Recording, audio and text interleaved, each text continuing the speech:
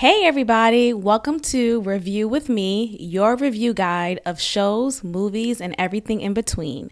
Be sure to click the like button, hit that notification bell, and subscribe to the channel. Now, let's get on with this review. All right, everyone, welcome back to another review episode of Ready to Love. This is Ready to Love, Season 10, Episode 2, and it is titled, We Got Some Chocolate, Y'all. So a new batch of contestants have entered the chat. We are introduced to this woman named Coley, who is a dud, a complete dud. I wish we would have got into what is your ethnic background. Ma'am, what are you? 'Cause it's giving Indian. It's giving maybe a grandmother was black. I don't know. But nonetheless, she's the first one we're introduced to. She says she turns heads. Okay. She's a flight attendant, and maybe she's turning heads on the plane because people are turning around asking her, excuse me, can I get some Coke with ice? That's why she's turning heads, but I digress. We're introduced to Fritz. Fritz is definitely Haitian.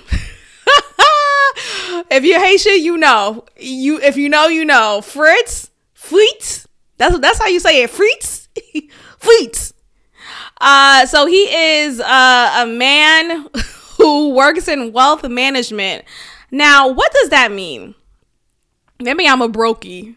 I must be a brokey because I don't know what. I know what wealth is, but what is management? Just say finance. You work in finance. Just say you're an accountant. Because exactly what do you do? He talks very much with an air in his tone and his voice, like he's so cultured. He's been to Italy. He's been to, okay, people's been around. People talk like traveling is just so like it's a love language.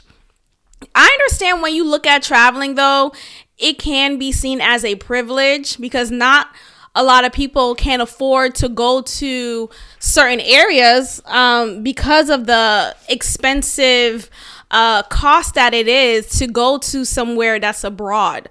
But still, Fritz, relax. I don't know. I just felt like he had this air about him. Later on, he does tell us that he was 99.9% nervous rather than 100%. So maybe that's just how he is when he's nervous. I just felt like he just was a little pretentious in that sense. Nonetheless, he talks about not wanting to rush into sex, but he knows that when he does get married, it's going to be a every day, every hour type of thing. Why did he feel the need to tell us that? That was so unnecessary and just weird. Like, was he telling us this to let us know that he's actually celibate? Like, is he celibate? Is he going to introduce that as part of his storyline in this season? Because, you know, there's always that one guy or one woman who talks about how do you feel about sex before marriage at 47 years old? Like, what are we talking about? At 36 years old, you talking about what? You have 2 kids. Tay is my favorite. I think she is so cute. I like her energy. She's a pretty woman, well dressed. I'm really into her outfit. And she's clearly a favorite amongst the guys, at least this batch of men. And she's a beautiful woman. I love her hair, everything. She looked great. She is a nurse anesthetist, okay? And from what I know about anesthetists, folks, they make good money. So shout out to Tay. I don't think she says she has any children. So shout out to her even more. Have all that money to yourself, child. I forget what age she is, but she's, I think, in her early 30s. Cam is a firefighter. He's 33 years old. He is tired of being sexualized and objectified. He says every time he tells a woman that he's a firefighter, the woman always looks at him like he's a piece of meat. Now, it's ironic or just, I don't know. You know, we don't hear a lot of men say that they're tired of being objectified unless you're Ikechi. from Married at First Sight. Shout out to Maps. But it's just so funny to me nowadays. We're hearing more men talk aloud and say, I don't like being spoken to that way. I like to wait, or I don't want to rush into sex, or I don't want to be objectified. Like, okay, do you have a drink? Like, what's going on? What is this emotional side of you that I'm seeing more of, men? Rocky is a white woman. Okay, I kid. I know she's very, very light skinned. She probably has a white mother and a black dad. She's definitely clearly biracial. We'll get into that some more, I assume. But it brings me back to Coley, because I want to understand, what is Coley's racial makeup? I'm just curious. We're introduced to these people. We get a lot of insight of who they are. So that is a question I have in mind. Rocky's looking like she's about to go to a cookout. I feel like she was very undone. Her hair looked a mess. And from what we could tell in this episode, it was very humid that day. The heat was on. So maybe that has a factor here. But when she walked in, she looked like a mess already. So I didn't understand why she looked so just raggedy, low-key. But since she's light skinned, that's probably, well, I don't have to do too much, because a lot of light skinned women have that privilege. Cisco, short for Francisco. He is a bodybuilder. He is Dominican or Puerto Rican, one of them. We learn about that a little bit later. I never got the impression that he was, but he's probably one of those black ones, okay? He's a bodybuilder, and apparently he sweats pretty quickly. Now, granted, it probably was already a hot day, and maybe he already has a body that sweats easily. I don't know. One thing or another, he is already taking off his shirt. Mind you, again, he's a bodybuilder. He's super built. He probably has a lot of steroids in his body. I'm kidding, but I'm not. So he takes off his shirt, and immediately the women are like, oh my God, look at all those muscles. And we're introduced to Rose. Rose is a hairstylist. She has a very loose type of appearance, like very natural and chill. I like her. She talks about, like, look, I'm not one of those women who says I don't need a man. She says I need a man. And I was like, okay, Rose, I like that energy, because again, we live in a society in which it is promoted to say, I don't need a man.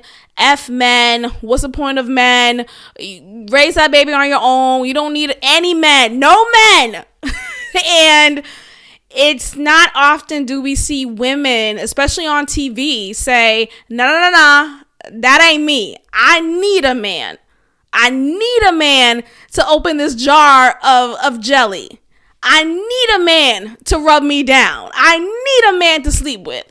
And that's what's up. Like, we have to stop acting like needing a man means you are weak.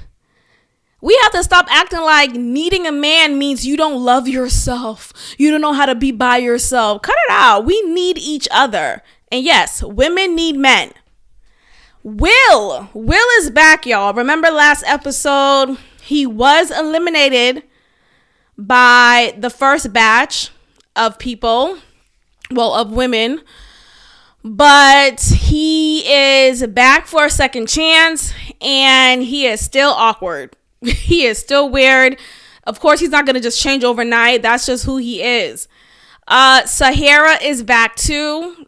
She is still her same self, but she wasn't on the chopping block like Will is at the end of this episode, and we'll get to that. Sahara, I don't know if y'all noticed, Sahara is walking around like her butt stinks. She is walking around like she has literally something in her butt sticking out. It's very strange. I don't know if that's just the Philadelphia aesthetic, but ma'am, why are you walking like that? Tommy comes in, host Tommy. his very dramatic self. And he talks about how they're in front of this Independence Hall. Excuse me for not knowing the history in this moment, but there's a building here that has significance, and it talks about independence. And he makes that point to parallel from it to say, though we're in front of this independent building, I don't need any of y'all to act independent. Right? We want to lean in on each other. We want to love. We want to fall into love. We want to not be this independent woman who don't need no man. Shout out to Rose, who says, I need a man. So I thought that was an interesting point there. That was interesting. Okay, we get into Hussein. Hussein is 6'7". Look, I think there are some heights where I feel like, okay, you're just too tall. You're too tall. Hussein reminds me of those African men that I think is pygmy. Maybe it's not the pygmy. I think pygmy is the exact opposite. There's a tribe in Africa that is known for being very tall. Like they're just, maybe it's in somewhere in Sudan. I don't know, but y'all know what I'm talking about. And he also reminds me of that guy from Married at First Sight. I think 2 seasons ago, where the guy, one of the husbands, he was really tall. I think he was probably 6'11". Like, why are you that tall? Typically, maybe not typically, but oftentimes those who are that tall, they have a defect. Something is wrong. There's some type of tumor that is benign, but there is something off about them biologically based on their tall height. And people don't realize that. They just say, "Oh, I just want a tall man. I just want a tall man." But no, your tall man is not well. Like his knees actually hurt. So like he can't handle his height. I'm dead ass. But I don't think Hussein is all the way to that point yet. I think he could just made the cusp of like not being that tall to be considered someone who has a defect. Anyway, I'm going on a tangent. So Hussein is 6'7". He's into interior design. He has played basketball. I don't know if it was professionally, but he has a very creative side to him. And we see how he's connecting well with Rose. Remember, Rose is the hairstylist, and they're just vibing pretty well. Cisco, who is now wearing a wife beater, only that because he's hot again, he keeps taking off his shirt. He puts him back on, and then he takes it off when he's in front of a woman. And I feel like he's doing that on purpose, because how are you hot inside? I understand the first time he took off his shirt, they were outside. But you're hot again and we're inside. I'm sure they have AC. So Cisco is talking to Shanice. Shanice is, she's a beautiful woman. She's well put together. But she often talks as if she's trying to show her worth based on the businesses she has, the entrepreneurship that she's on. She says she's a serial entrepreneur. And she says verbatim that she likes men who look like Cisco, who look Dominican, who look Spanish, basically. And I thought that was very in poor taste. I think it's a very in poor taste for women to say that. I know we get on men who say a specific preference that they admire in women, in some women, right? Or, we have some men who would say, I like my women to have thin, curly hair. I like my woman to be of lighter skin. And we see that man as a colorist. We see that man who is someone who, low-key shady towards dark-skinned women. So for Shanice to do something similar in that nature, I find to be very much in poor taste. Afterwards, we see Coley speaking to Will. And they're having an awkward conversation. There's a point in the conversation in which Coley says that he's not a woman. Oh, no, he said something about like, are you my competition? And Cody's like, yeah, if you're a woman, I'll be your competition. Are you a woman? He's like, no, I'm not a woman. Well, nowadays we men gotta say they're not women. And it got political and it got awkward, because we're in the day and age where people are big on identity politics and man being women. But that was an awkward moment, and Will's laughing after every word he says. It's just awkward. So already he's looking bad in the light. Rocky tells us that she has tried vanilla, but she only tried them because she was hurt by chocolate men. Basically, she's saying here that she has tried dating white men and she felt pulled to do so because she's been hurt time and time again by black men. I think she was talking to Cam at this moment, and Cam said, I want to apologize for the black men out there, or for the chocolate men. And, or was it Khalil? Nonetheless, she's trying to, kind of give that backstory. But, ma'am, aren't you half white? Like, you don't have to explain yourself. Tay and Fritz, they're connecting over travel. Again, travel. People just have nothing else to say. Why is travel like a big deal to be a point of common?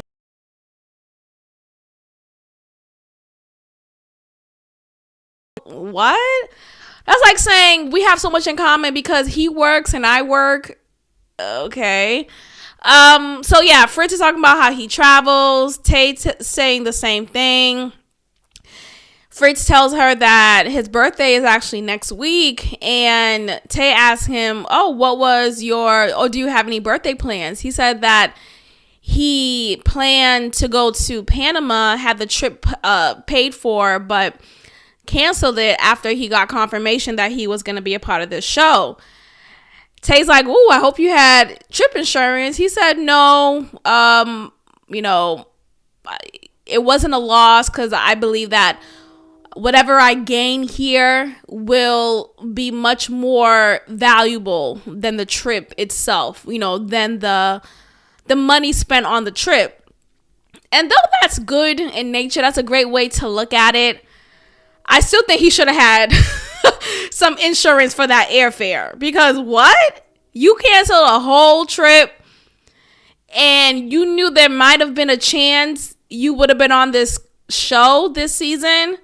He should have been more careful. And I'm sure being casted on this show, there's a process. You're not just like instantly called after first audition and you're just on the show. So that was just that was poor in his wealth management.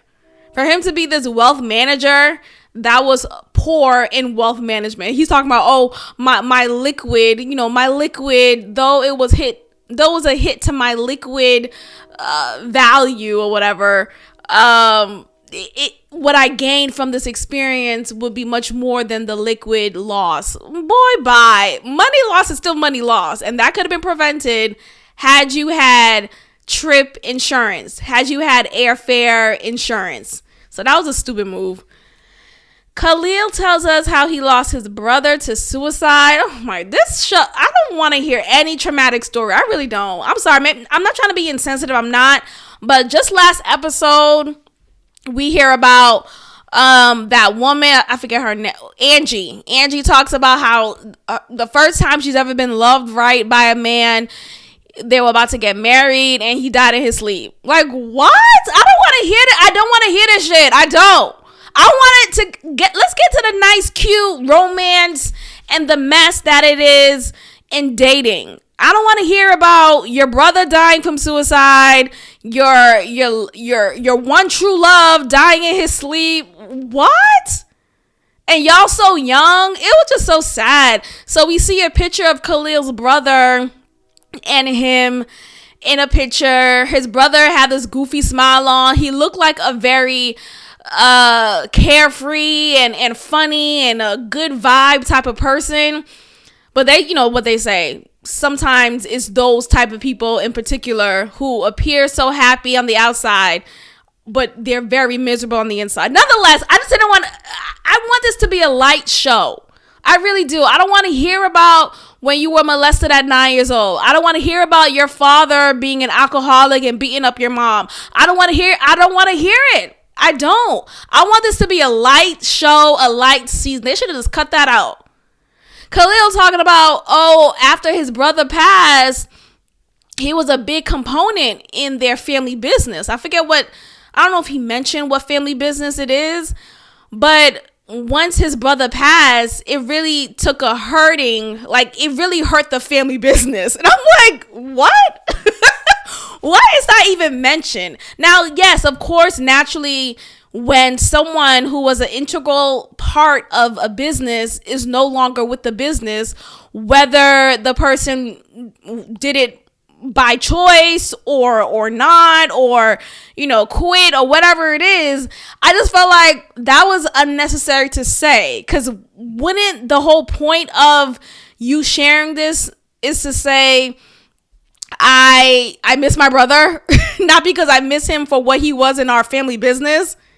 That was just a weird moment, like, okay. So this came up because Khalil and Rocky, they're talking about all these tats that they have on them. And Khalil has a lot of tats. Rocky has a lot of tats. And oftentimes people who have a lot of tattoos or have any tattoo, there's always a significance, or there's typically a significance behind the tattoo. So one of the tattoos signified signified Khalil's brother. So yes, again, I don't want to hear about your trauma. I really don't. Sorry. Shanice, we're hearing a lot about her being the serial entrepreneur. She's so successful. I got all these businesses. She's a truck owner. She's a celebrity hairstylist. She's in healthcare. Ma'am, what do you do from 9 to 5? I don't want to hear about all of your side businesses. I don't want to hear about your off-season businesses, your seasonal businesses. It seemed like her 9 to 5 is healthcare. Okay? And I think oftentimes when people say, I do many things, I do this, I do that, I do that, it's like they're trying to make themselves look more important than what they are. I think they're trying to convince the person they're talking to take more interest in them because of what they have or what they seemingly have because of all these businesses. Nonetheless, this was not impressive to all of the men. One thing I learned about men, they do not care what you have and what you have going on. They do not care about the degrees you have, the letters behind or in front of your name. They do not care the assets that you have.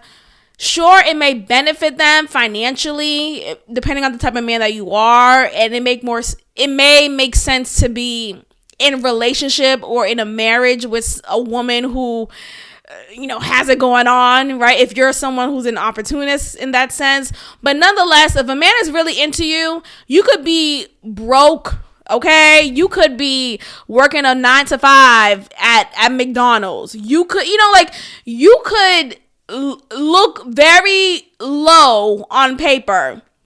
Not to say people who work in 9 to 5, but with the perception and the low brow type of positions that we have in our society, you could look like that. But a man will like you still, right? Because they like who you are. They like your character. It's about your character. It's not about what you have or what you own or what letters are behind or in front of your name.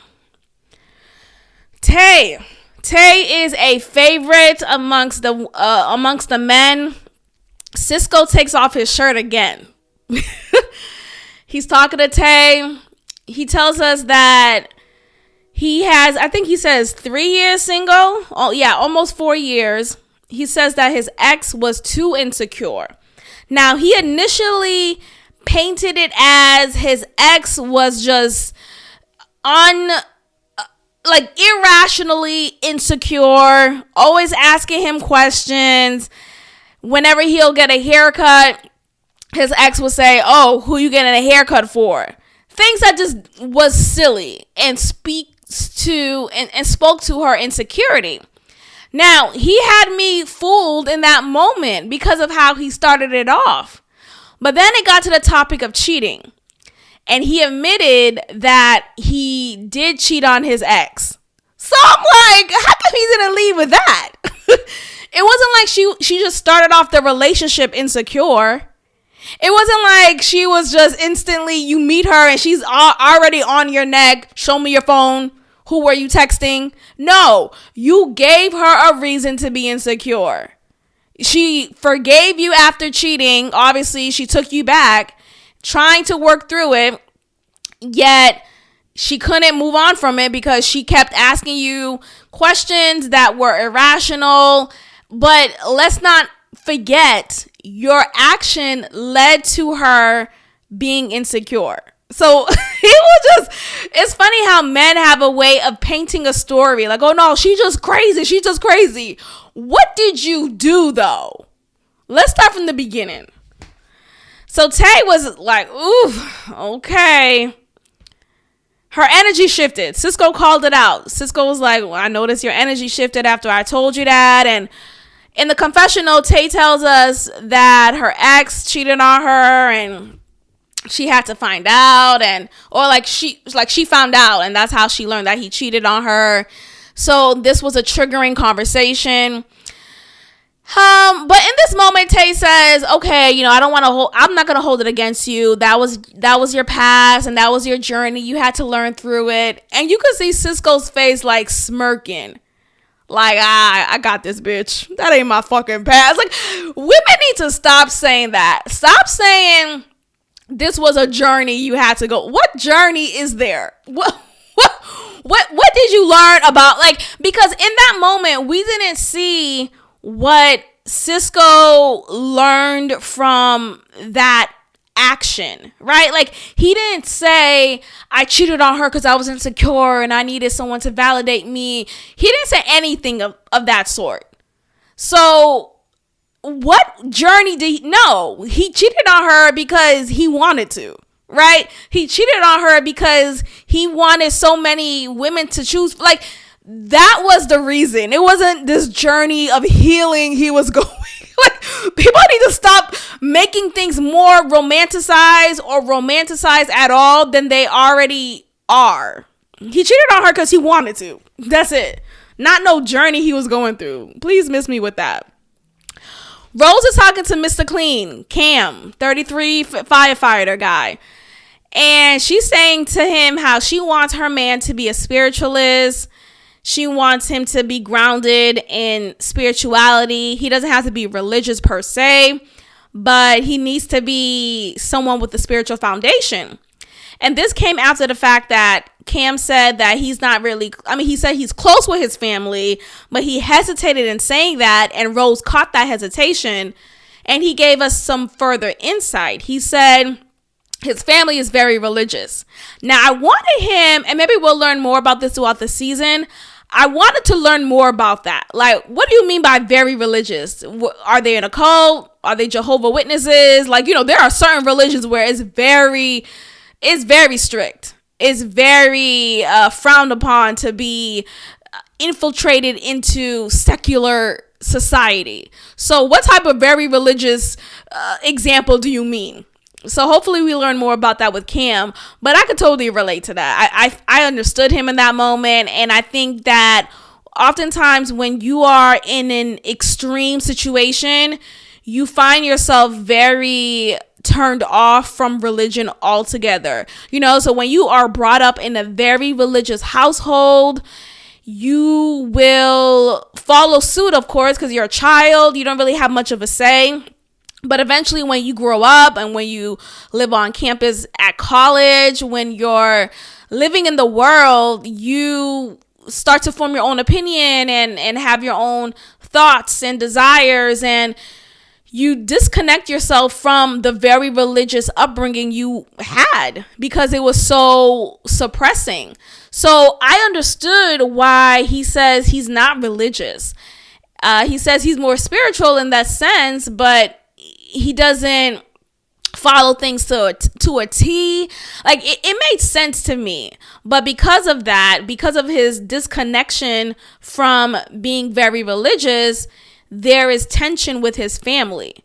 And I thought that was a very, like, let's go deeper with that, because, whoo, that's a good, see, I want to talk about stuff like that. I don't want to talk about Khalil's brother dying from suicide. I'm sorry. R.I.P., but, like, whoo, y'all be, some things are just, like, too traumatic. We don't have to get into that for a dating show. Anyway, Rose did not take this lightly. She was turned off by this because she saw his response as, oh, he's not being spiritual. He doesn't love God. He doesn't know God. Like, he didn't say any of that from what we saw. We did not see him say, I hate God, or I'm an atheist. I don't believe there's no God. Like, no.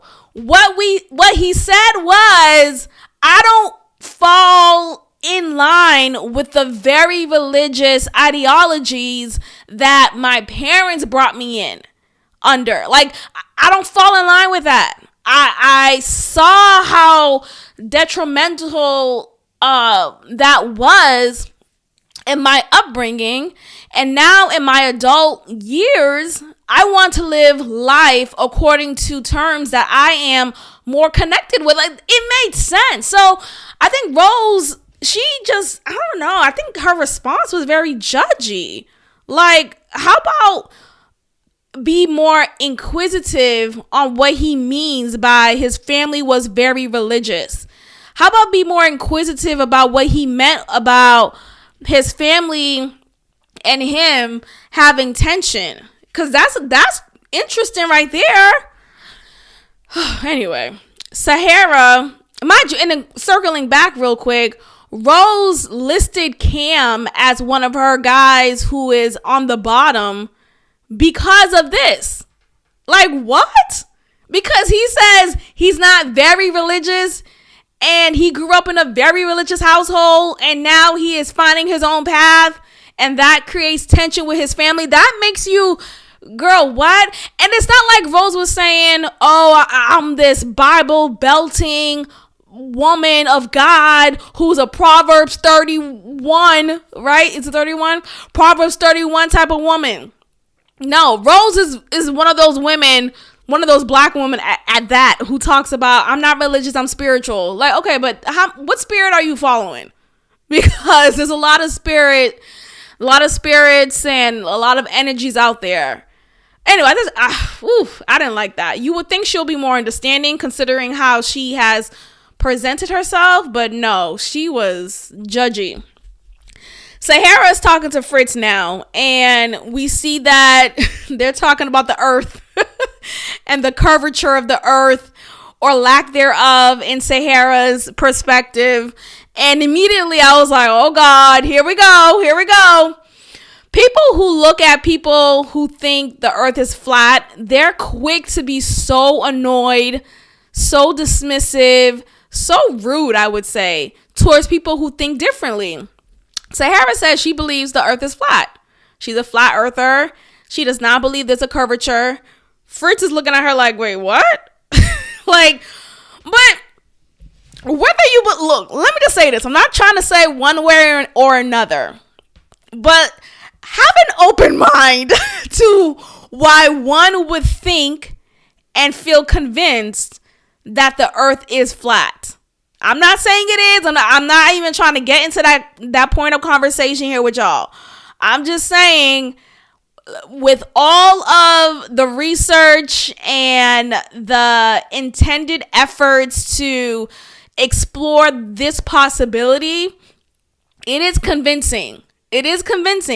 Doesn't make you a dumb person. Doesn't make you nothing. It doesn't make you unintelligent at all. It just makes me annoyed when those who are staunch in their beliefs that the earth is round, they're so judgmental and offensive, really, when someone else would say otherwise and say, actually, I think the earth is flat, and here are my reasons why. They don't want to hear your reasons. They just want to instantly say, you're crazy.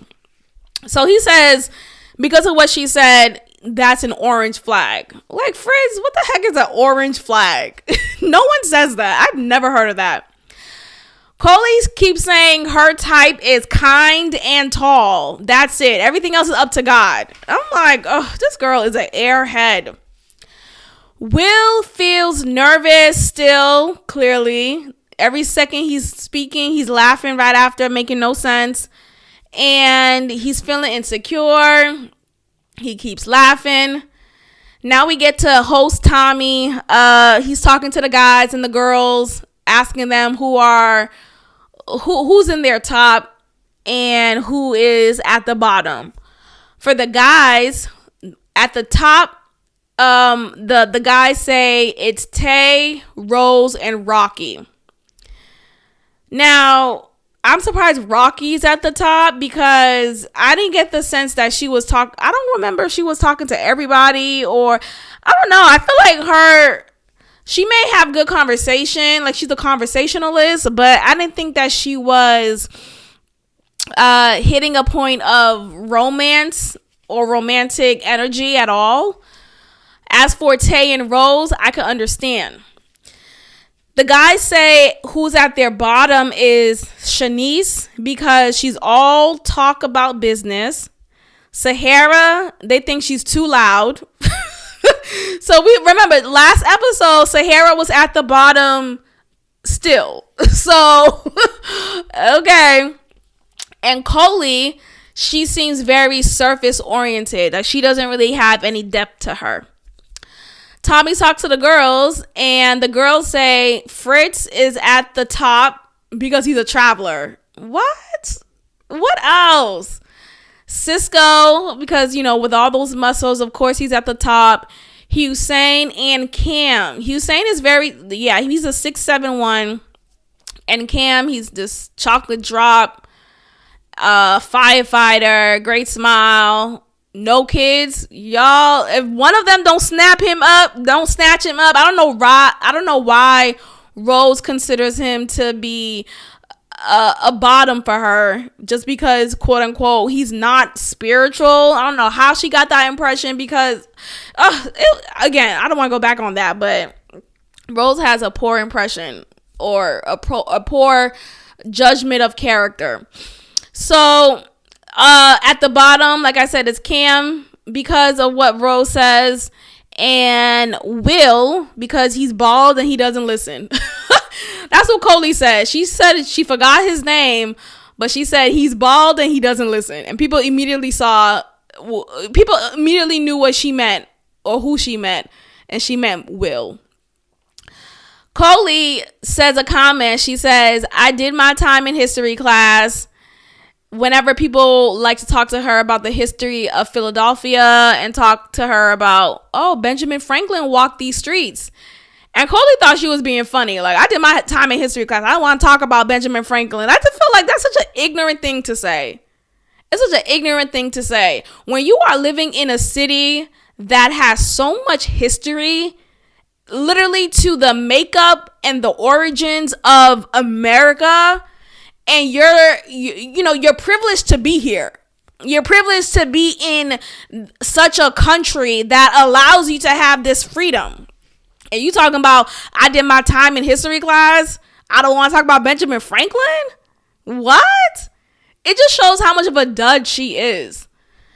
Khalil and Will are the final two. I don't know where Khalil came from. I don't know why he was listed as the final two. It should have just been Will and Will. But anyway, they had to have someone next to Will. Will was the one who got kicked out. Khalil was given the advice to talk to the women more. He was, I remember him talking to Rocky, but I guess he didn't talk to other women enough. So that was the advice. And it seems like he was talking to more of the guys than he was the women. Like, what are they trying to say there? Tommy then tells this batch that Will actually got eliminated in the previous batch, and we see a compilation of Will laughing. that the producers decided to chop up for us. Like, okay. So I don't know why Tommy needed to tell us this. That was just kind of embarrassing. Anyway, Coley and Shanice, they're the final two women who got put on the chopping block. Shanice was told that she's too professional and needs to really not lead with her professional attributes. Coley was given the advice that she's too surface level. And Tommy gives her the same chance that he gave Will and not low-key, but Sahara. This batch doesn't know that Sahara had this second chance because she wasn't put in the final two. Coley says, nah, I don't want a second chance. Now, you could tell Coley wasn't listening because Tommy said, I gave Will a second chance, not with the first batch of men and women, or with the women. I gave him a second chance to meet this second batch of women, and if they like him, then he'll have an opportunity to say. Tommy said, you could be given the same thing if you want it.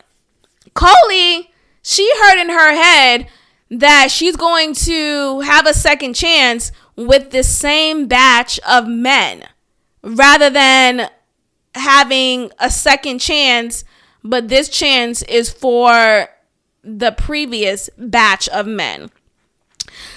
Coley's a dud.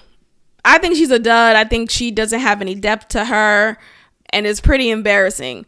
Once she realized, oh, he meant I'll meet new men, right? The initial batch of men who these women have not been introduced to yet. That's what he meant. Then she said, oh, okay, I'll do it. What an idiot. But anyway, that's the end of this episode. I want to hear what y'all have to say about this episode of Ready to Love. We definitely have some chocolate in this batch. I think Cam is a good looking man, and I think he has a good heart about him. I hope he goes far. He's like one of my favorites. I like Tay as well. But yeah, Tay, Cam, who else? Rose is cool, but I didn't like how she was a little judgy. But let me know what y'all think about this episode, about this show so far, about this season so far, and let me know in the comments. I'll see y'all next time. Peace.